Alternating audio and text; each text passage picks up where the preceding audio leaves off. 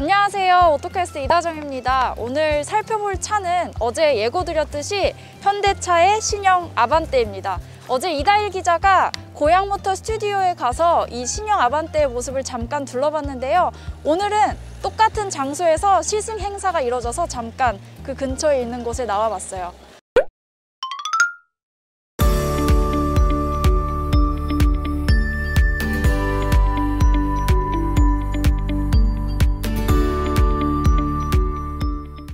제 뒤에 있는 이 모델이 바로 신형 아반떼인데요. 전 세대가 기억이 나지 않을 정도로 정말 많은 부분이 모두 싹 다 바뀌었습니다. 일단 신형 플랫폼을 적용했어요. 새로운 뼈대를 가지고 있으면서 기존보다 폭이 조금 더 넓어지고 전장은 더 길어지고 그리고 전고는 더 낮아졌습니다. 일단 눈에 띄는 점은 실내 공간을 결정짓는 휠베이스가 굉장히 길어졌다는 겁니다. 그래서 한 20mm 정도 길어져서요. 2720mm, 그러니까 같은 급의 차라고 볼 수 있는 K3보다도 휠베이스가 20mm 정도 더 깁니다. 그래서 조금 있다가 실내 안에 들어가서 그 공간이 얼마나 더 넓어졌는지 확인해 보도록 할게요. 일단 이런 디자인이 어떤 부분들이 변화했는지 잠깐씩 짧게 살펴보도록 할게요. 기존 모델보다 이 폭이 훨씬 더 넓어 보이죠? 실제로도 기존 모델보다 전폭이 25mm 더 늘어났습니다. 거기에다가 신형 소나타에서도 선보였던 그릴 모양과 비슷한 디자인을 띠고 있어요. 심지어 이 안에 파라메트릭 주얼 패턴 그릴이라고 하죠. 입체적으로 보이고 또 빛을 어떻게 받느냐에 따라서 굉장히 다른 형상을 보이는 이런 그릴 디자인을 신형 아반떼에도 넣습니다. 그리고 이런 기존에 정말 뾰족하기만 했던 그런 헤드램프 같은 경우에도 약간의 곡선을 넣어서 기존의 그런 삼각대 이미지는 많이 버린 모습을 보입니다. 그리고 여기 헤드램프 아래쪽에 있는 이 조그마한 부분 보이시죠? 여기가 이제 방향지시등이 켜지면 보이는 부분이에요. 측면부는 이전에 렌더링이나 이런 것들을 통해서도 봤듯이 이 강렬한 캐릭터 라인이 눈에 띕니다. 가운데 보시면 여기서 삼각형이 이렇게 만들어져요.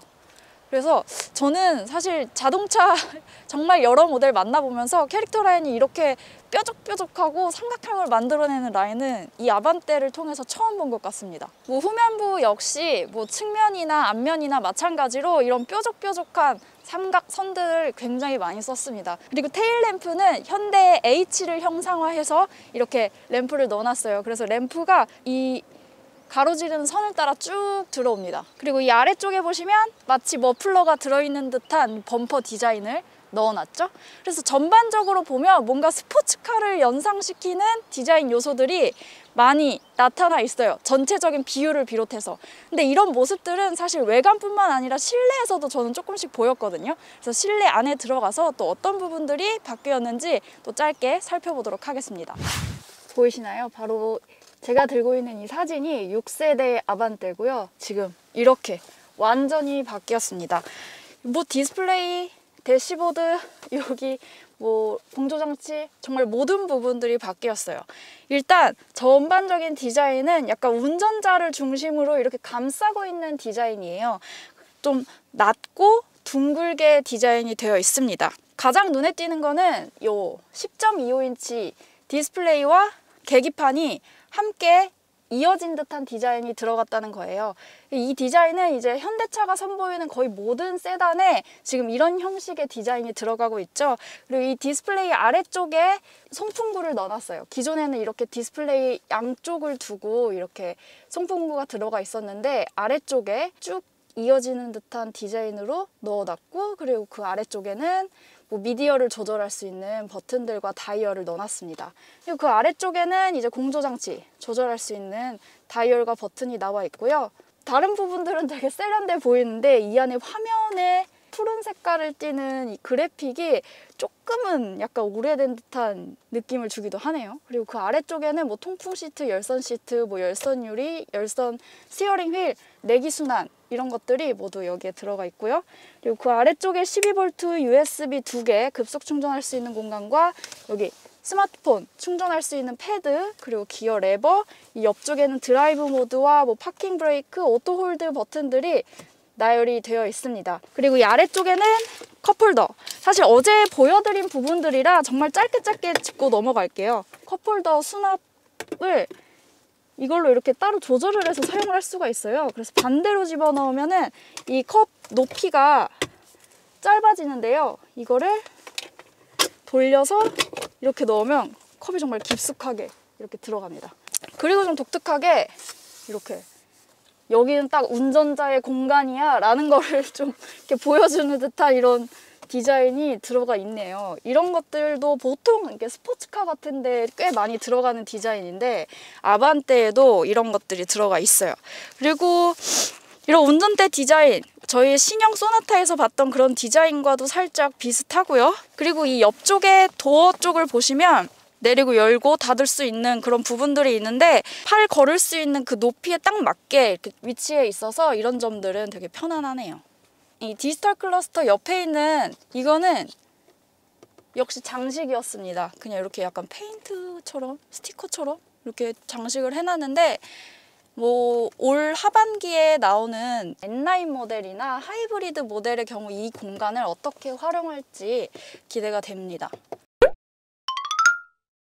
어제 제가 영상을 통해서 신형 아반떼에 궁금한 점들 댓글로 남겨달라고 영상을 올렸었거든요. 그래서 한 6분 정도가 아반떼에 대한 궁금증을 올려주셨어요. 그래서 그 질문들을 하나씩 읽어보면서 보여드리도록 할게요.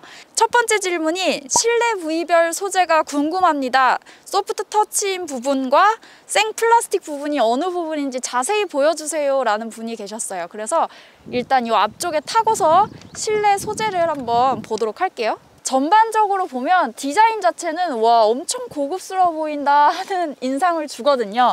근데 실제로 만져보면 그냥 플라스틱인 부분들이 생각보다 굉장히 많습니다. 일단 가장 눈에 띄는 이 디스플레이는 블랙 하이그로시 소재고요. 이 블랙 하이그로시 소재 뒷면은 좀 부드러운 플라스틱으로 되어 있습니다. 그리고 이 운전대, 가장 많이 손이 닿는 부분이죠. 운전대에서 손을 딱 잡고 가는 부분들은 이제 가죽 재질로 쓰여 있고요. 그 외의 부분들은 사실 그냥 부드러운 플라스틱과 좀 딱딱한 플라스틱, 그러니까 플라스틱의 느낌만 조금, 질감만 조금 다르게 해서 모두 플라스틱을 썼습니다. 이쪽 부분도 뭐 사실 다 블랙 하이그로시 조금, 그 외 부분은 다 플라스틱이라고 보시면 됩니다. 그나마 조금 좀 고급스러워 보인다 하는 버튼류가 바로 이 기어 레버 옆쪽에 있는 이 버튼, 드라이브 모드 이런 버튼들입니다. 이쪽도 다 플라스틱인데요. 사실 이 조작감이 조금 당황스러울 정도로 가볍고 그냥 생 플라스틱이네요. 그리고 두 번째 질문은 소형 SUV와 이 아반떼의 공간감을 한번 비교해 달라는 질문도 있었습니다. 근데 때마침 저기 저렇게 XM3를 타고 우연히 만났어요. 시승을 하다가. 근데 뻥이고 오늘 마침 XM3 시승이 있어서 한번 비교해보면 어떨까 하고 정영철 기자가 이곳에 왔어요. 그래서 한번 2열석과 1열석의 공간을 빠르게 비교해 보도록 하겠습니다. 이 신형 아반떼와 XM3의 휠 베이스가 사실 똑같아요. 2720으로. 근데 각자 이제 디자인도 조금씩 다르기 때문에 공간을 어떻게 썼느냐가 좀 차이가 있을 텐데요. 일단 신형 아반떼는 앉았을 때 역시나 공간 많이 나옵니다. 지금 이게 A4 용지인데 A4 용지 조금 안 되게 무릎 공간이 나오고요. 다만 이제 발밑 공간은 조금 부족한 편입니다. 현대차의 설명으로는 이 시트를 조금 낮췄다고 해요. 그래서 헤드룸 공간을 생각보다 기존보다 조금 더 확보를 했고요. 그래서 헤드룸은 뭐 주먹 1개 반에서 2개 정도가 들어가고요. 시트 크기나 기울기 같은 경우에는 뭐 이런 작은 차를 생각했을 때 어느 정도 편안한 수준입니다. 기울기도 마찬가지고요. 그러면 저 옆에 있는 XM3 2열석에 한번 앉아볼게요. 근데 이 XM3도 제 거에 좀 몸을 맞춰야 기준이 맞잖아요. 그래서 이거 얼른 제 몸에 맞추고 이 정도로 맞추고 2열석에 앉아볼게요. 휠 베이스가 같습니다. 앉았을 때 확실히 아반떼보다는 이 무릎 공간이 살짝 적게 남아요. 그래도 좁은 편은 아니고요. 대신 이 무릎 공간 대신 발밑 공간은 아반떼보다 훨씬 넉넉한 편입니다. 발이 충분히 들어가요. 아까 아반떼에서는 안 들어갔는데. 그리고 이 시트 자체는 아반떼보다 조금 더 껑충 이렇게 올라와 있는 느낌입니다. 기울기 정도는 아반떼와 비슷하거나 조금 더 이렇게 서 있는 느낌이고요. 이 시트의 길이도 살짝 더 짧은 느낌이 있네요. 그리고 머리 공간을 보시면요, 이 머리 공간이 아반떼와 비교했을 때 거의 비슷하거나 조금 더 넓다는 느낌도 있어요. 아무래도 쿠페형이라도 SUV라서 그런지 아까랑 거의 비슷하거나 조금 넓거나 그 정도네요. 한 가지 차이를 발견했는데요. 아까 아반떼에는 딱 송풍구만 있었는데 여기는 이렇게 USB까지 추가가 되어 있습니다. 열선 시트는 아반떼는 여기, XM3는 여기. 이번엔 1열 공간의 차이를 알아보겠습니다. 확실히 뭐 세단과 SUV의 차이여서 일단 신형 아반떼에 앉았을 때는 기본적으로 이렇게 낮추면 시트 포지션이 낮아요. 그리고 이 시트 역시 양쪽에 이렇게 지지대 같은 부분이 있어서 뭐 몸이 흔들리거나 이런 거 없이 잘 잡아주는 그런 시트 형태로 되어 있네요. 그리고 이렇게 운전석에 앉았을 때 그 XM3와 신형 아반떼의 가장 큰 차이 중 하나가 바로 이 계기판의 시야입니다.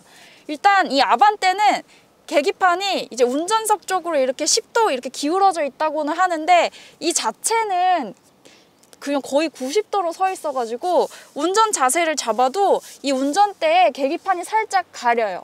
이번에는 XM3 1열에 한번 앉아볼게요. 바쁘네요. 시승 시간이 2시간인데 이렇게 시간이 촉박할 줄이야. 시트 크기는 아반떼와 조금 비슷한 것 같고요. 옆에 이렇게 다리를 지지해주는 부분은 아반떼보다는 살짝 낮아요. 그래도 이런 넓이나 이런 것들은 비슷한 수준입니다. 대신에 이런 신형 아반떼보다 이 계기판의 시야는 조금 더 좋습니다. 이 계기판 안에 정보는 아반떼보다 조금씩 작지만 이 계기판 자체가 뒤로 이렇게 기울어져 있어서요. 어떤 자세를 잡든 이 운전대가 계기판의 시야를 잘 가리진 않아요. 그래서 이런 점은 XM3가 조금 더 좋지 않나 싶네요. 신형 아반떼 트렁크를 한번 살펴볼게요. 기존에는 이렇게 엠블럼 가운데를 눌러야 됐는데 이 엠블럼 아래쪽에 있는 그냥 버튼을 따로 만들어 놨네요. 이렇게 열리면요, 아반떼 트렁크 공간은 꽤 넓은 편입니다. 이 정도면은 준중형 세단치고는 정말 크게 나온 편이고요. 그리고 이 신형 아반떼의 장점 중에 하나가 바로 2열석을 접을 수 있다는 거예요. 사실 이 세단에서 2열석을 접을 수 있고 말고의 차이가 저는 꽤 크다고 생각하거든요. 짐이 많으면은 세단의 한계가 바로 이 트렁크 용량이잖아요. 근데 그 부분을 이렇게 보완을 했습니다. 그래서 이 트렁크 위쪽에 있는 레버를 이렇게 당기면 뒷좌석을 6대4로 이제 분할로 시트 폴딩을 할 수가 있습니다. 신형 아반떼 주행을 시작해 보도록 하겠습니다. 주행을 시작하기 전에 일단 제가 아까 트림 정보를 빠뜨리고 전달을 안 해드렸는데요. 이렇게 시승차 안에 트림 정보가 적혀 있더라고요. 그래서 지금 제가 타고 있는 이 차는 아반떼의 최상위 트림, 인스퍼레이션 트림에서 모든 옵션을 더한 풀옵션 모델입니다. 그래서 가격은 총 2,464만 원이고요. 그래서 현대차 아반떼에서 볼 수 있는 모든 기능들을 담고 있다고 보시면 됩니다. 그래서 제가 주행하면서 틈틈이 그 기능들을 보여드리도록 할게요. 지금 시동을 건 상태고요. 시동을 건 상태는 매우 조용하네요. 정말 조용하고 이런 진동이나 이런 것들이 거의 느껴지지 않습니다. 일단 출발을 하겠습니다.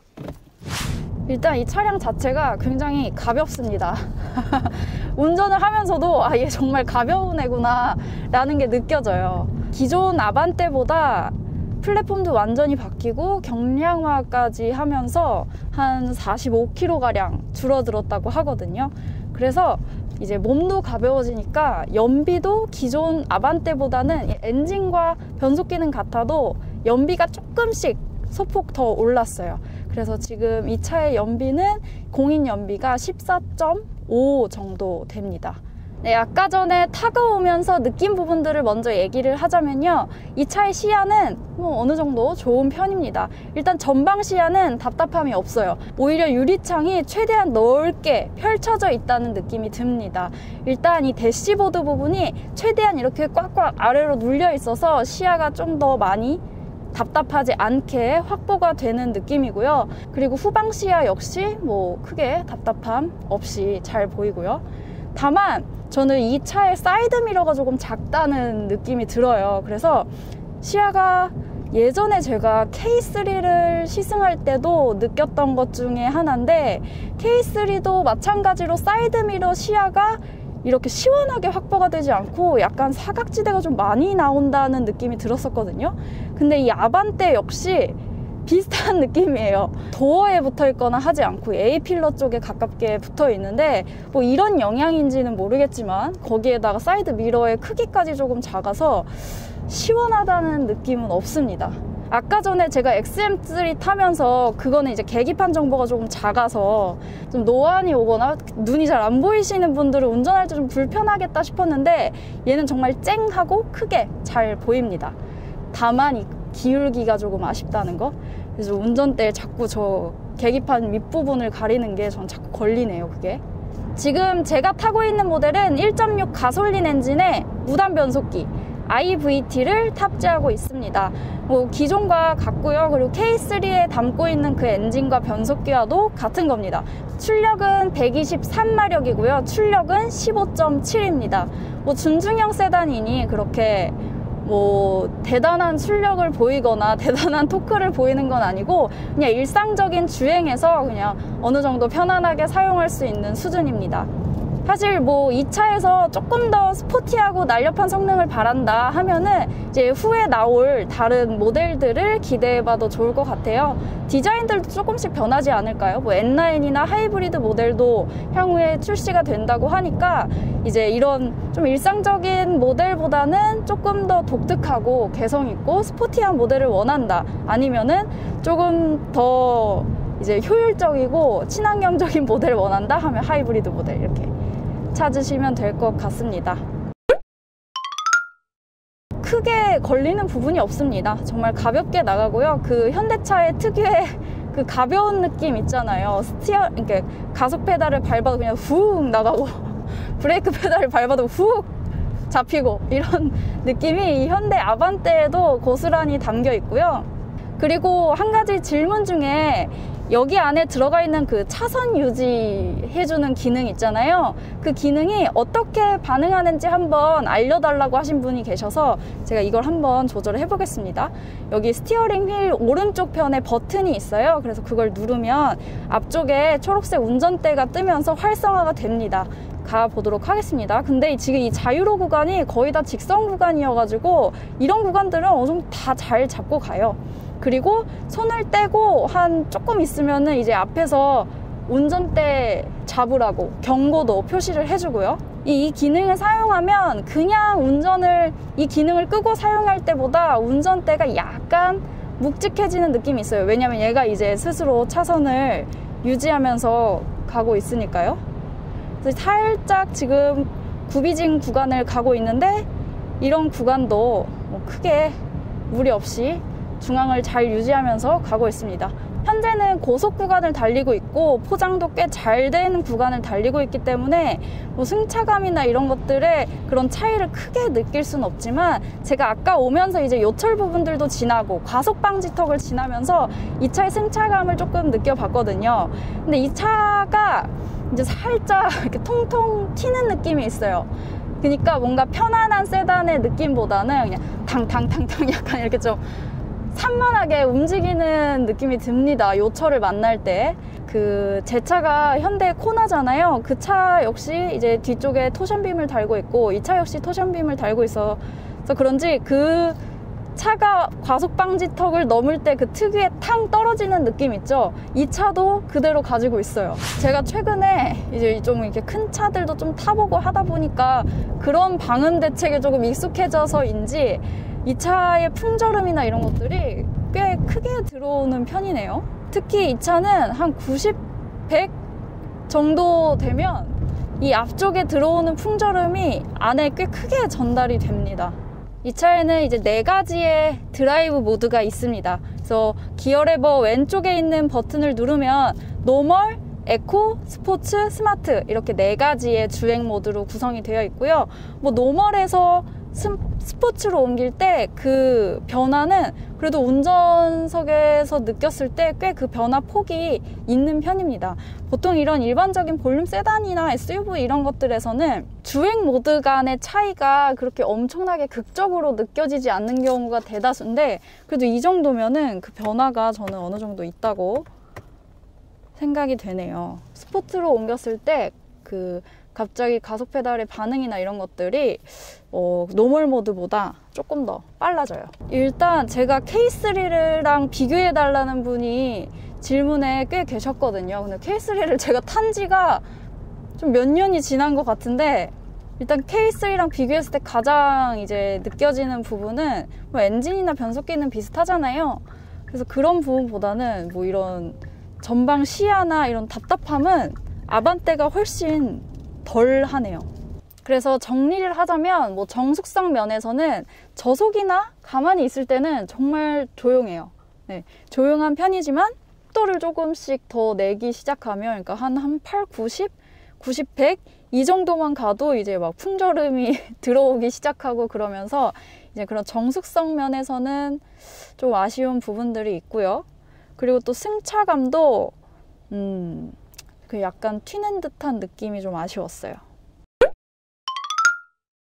지금까지 신형 아반떼의 모습을 짧게 살펴봤습니다. 사실 시승 시간이 2시간밖에 되지가 않아서 그 시간 안에 자리를 잡고 촬영하고 하려다 보니까 시간이 그렇게 충분치 않았네요. 그래서 다음에 조금 더 기회가 된다면 신형 아반떼를 다시 빌려서 6세대 아반떼와 비교도 해보고 이 신형 아반떼에 대한 모습들을 더 자세하게 살펴보도록 하겠습니다. 이렇게 신형 아반떼 시승을 마치겠고요. 다음에 다른 영상으로 다시 찾아뵙겠습니다. 안녕히 계세요.